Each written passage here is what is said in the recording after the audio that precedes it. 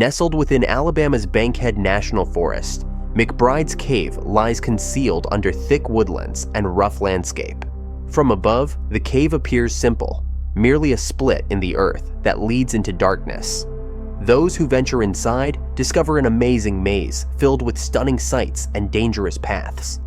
The walls shine with flowstone formations resembling frozen waterfalls sparkling under dim lights. The cave's tight corridors wind through spaces where old stalactites and stalagmites stand like ancient guards. Water drops create steady sounds throughout the cave, making an otherworldly melody. McBride's Cave holds great beauty but demands respect from visitors. Its winding passages, deep drops, and constant flood risks make it famous among cavers as a true test of skill and bravery. During May 1997, 11 skilled cavers learned firsthand about the cave's harsh nature. Their bold journey into its depths became a fierce battle to stay alive, showing the strength of human spirit against nature's mighty force. The team that came to McBride's Cave on May 31st, 1997, brought plenty of experience. Gerald Money led with many years of caving knowledge, while Nancy Aulenbach possessed keen judgment, and Forrest Platt showed fearless determination. 8 more experienced cavers joined them, each bringing special skills and tools for what seemed like a difficult but doable mission. They aimed to explore the entire cave system, starting from the top entrance and ending at the bottom exit, moving through its complex network of underground waterways and vertical cliffs. The team came ready with proper gear. They wore wetsuits to stay warm in the cold cave waters, brought ropes for climbing down steep drops, and shared a strong bond that would become vital during their upcoming ordeal. Rain started falling as they neared the cave entrance. Weather reports mentioned incoming storms, but the group stayed committed. The cave welcomed them with a dark opening where flowing water disappeared into blackness. The brave group started their journey at midday, using headlamps to light their path through the darkness. They handled the first 2 rope descents smoothly, moving deeper into the cave's cold interior. However, at the bottom of the second drop, they faced their first obstacle. The usually dry path leading to the third pit had transformed into a rushing stream of water. The team noticed their first warning sign, but continued forward. Moving carefully across the slick rocks, they used their expertise to handle the increasing water levels. The cave seemed unwelcoming at every corner, challenging their determination. As they approached the climb near the massive 90-foot pit, worry started to build inside them. This section had a dangerous history. Just 2 years before, another explorer had broken their foot in this exact spot. The group worked together perfectly while preparing for the climb. They set up the ropes with great care, and each member went up and down the steep drop one after another. The thundering sound of water grew stronger, reminding them of the cave's raw strength. Suddenly, everything changed. When a teammate encouraged Forrest Platt to jump into a deep pool below, things went wrong. Instead of landing in deep water, she hit a hidden rock shelf. Everyone heard the bone snap. Her tibia had broken. Despite the intense pain shooting through her leg, Platt stayed brave. She told the group to keep moving toward the lower exit, thinking it would be quicker than going back the way they came. Her teammates gathered around her, creating ways to help her through the dangerous path. They used ropes to assist her down the 90-foot pit, while water crashed against them during their descent. Every move tested their power and will, but they stayed together, making sure no one was left behind. Platt's injury marked just the start of their troubles. As they moved deeper into the cave, the rising water became more than just difficult. It threatened their lives. The water flow grew stronger, passages became tighter, and the temperature dropped further. The cave seemed to fight against them at every step. Brent Aulenbach got hurt when his headlamp smashed into his nose, causing a cut. Another team member hurt their ankle. The cave showed no mercy. At the 7th pit, things became truly dangerous. They found a tight crawl space leading to a drop that seemed impossible to pass through the flooded conditions. They barely had room to keep their heads above the water, and the strong current threatened to pull them under. In this terrible moment, Gerald Money, their leader and most skilled caver, lost his hold on the rope while going down. He crashed onto a ledge below, breaking his thigh bone. Money's injury brought disaster. He stayed still on the ledge, unable to move, his pain echoing through the cave walls. For the team, everything changed at this moment. They now had 2 badly hurt members and found themselves trapped in a cave that seemed determined to keep them inside. They knew they needed help, but getting it would prove extremely difficult. With determination in their hearts, 3 team members, Kressler, Porter, and the injured Platt, began their journey to reach the lower entrance for help. Their path tested every bit of their strength. The flooded passages forced them to crawl through icy waters, their wetsuits offering little comfort against the freezing temperatures. They pressed their faces close to the ceiling in the narrow spaces, fighting for each breath as the strong water tried to push them backward. Their spirits remained unbroken, and after many exhausting hours, they finally reached the outside world to alert rescue teams. The rescue mission turned into one of the area's most challenging operations ever. Rescue teams worked from both cave openings, facing the same harsh conditions that had trapped the cavers. A dangerous water-filled passage blocked their way at the upper entrance, making them think of new ways to move forward. The lower entrance presented its own challenges, with tight spaces and powerful waterfalls testing their abilities. Deep inside the cave, the remaining team members fought to maintain their warmth and peace of mind. Monty's wetsuit helped shield him from the cold, but the threat of hypothermia loomed large. Nancy Aulenbach faced the biggest challenge, having chosen lighter clothing. Her body shook more severely as time passed, and her fellow cavers worked hard to keep her motivated. As morning light appeared, the water started to drop, giving rescuers their chance to act. They pushed through the cave's hardest parts and reached Monty and his companions, bringing much-needed supplies and medical help. Working together smoothly, the team carefully moved Monty onto a stretcher and guided him through the water-filled passages towards safety. The ordeal lasted more than a full day before Monty reached the surface. A helicopter took him straight to the hospital for surgery and healing.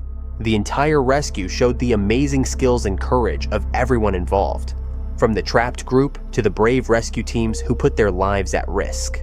The McBride's Cave incident proved nature's incredible power and showed why proper preparation matters so much. The team's choice to keep going, despite early warnings, almost ended in tragedy. Still, their unity and strength during such hard times showed true bravery. Gerald Money and his friends learned a powerful lesson about staying humble. Even the most skilled cave explorers must respect nature's might. McBride's Cave remains a place that shows both natural wonder and serious danger, still drawing brave souls who want to push their limits.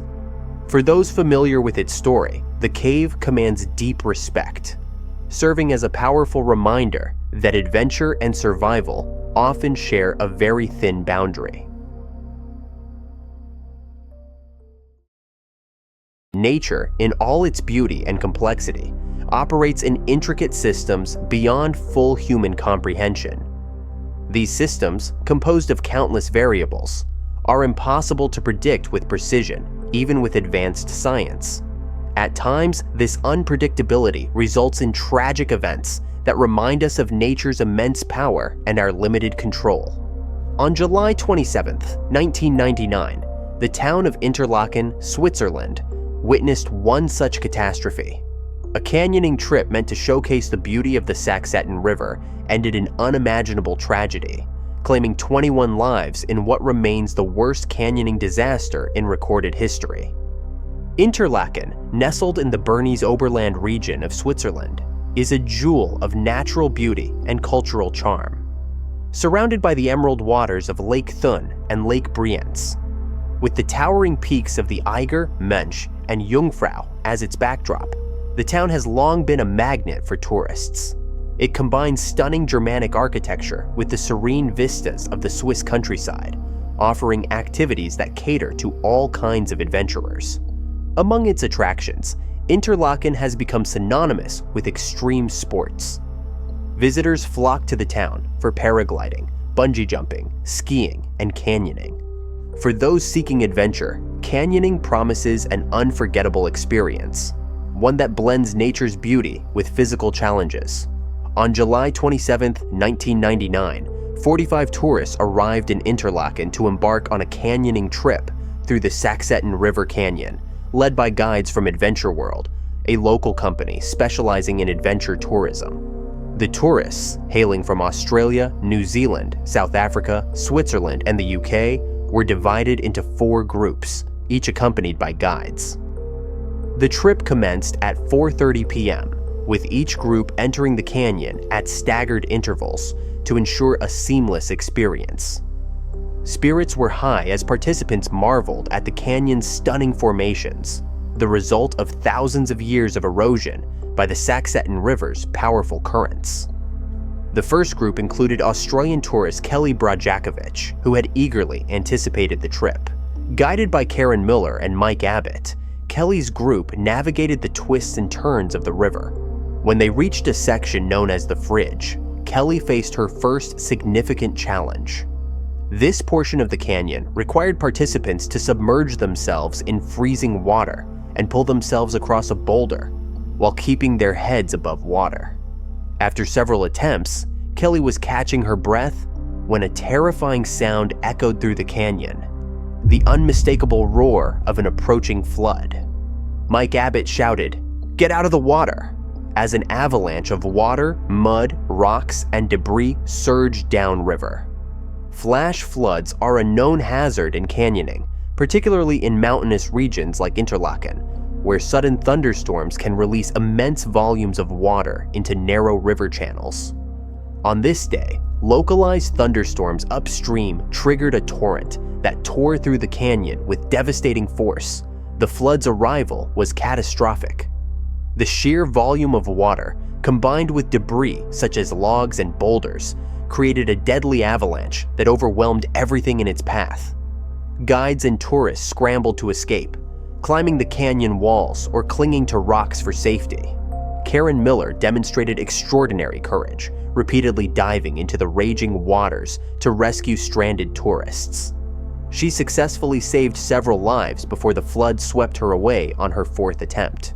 Karen, just 30 years old, died a hero, her bravery forever etched in the memories of those she saved. Despite the efforts of the guides, the flood claimed 21 lives, 18 tourists and 3 guides. The victims ranged in age from 19 to 31 and represented diverse nationalities, including 14 Australians, 2 Swiss, 2 New Zealanders, 2 South Africans, and 1 Briton.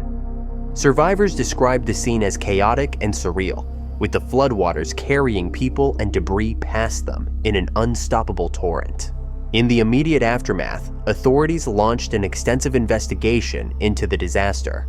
While the flash flood was initially deemed an act of nature, further scrutiny revealed troubling evidence of negligence on the part of Adventure World.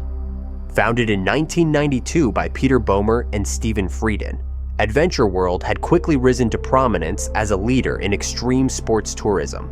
The company's rapid growth came at a cost, as former employees highlighted systemic issues, including inadequate safety measures, overworked staff, and a reliance on inexperienced guides. Dave Erickson, one of the company's earliest guides, had raised concerns about safety as early as 1995. He resigned after witnessing what he described as a growing disregard for proper procedures in favor of maximizing profits. Jeff Clark, another experienced guide, stayed with the company in hopes of implementing change, but grew increasingly disillusioned. By 1999, the company's overbooking practices had reached unsustainable levels. Guides often worked in unsafe weather conditions and were pressured to lead tours despite warnings of potential hazards. On the day of the disaster, weather alerts warned of high thunderstorm risks. However, Adventure World proceeded with the trip, ignoring the warnings. To make matters worse, 7 of the 8 guides accompanying the tourists were first-year employees, lacking the expertise needed for such conditions.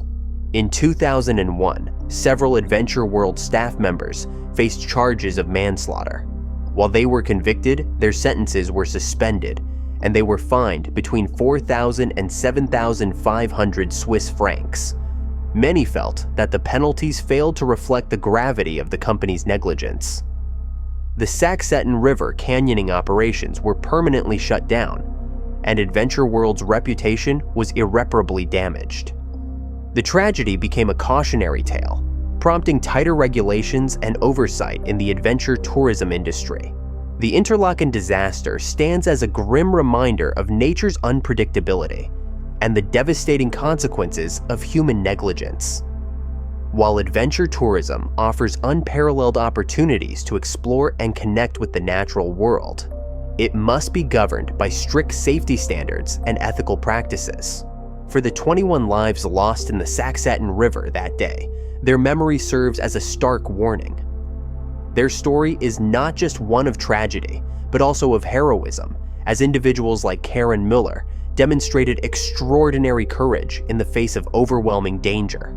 The canyon's waters, once a symbol of adventure and wonder, now carry the weight of a tragic legacy.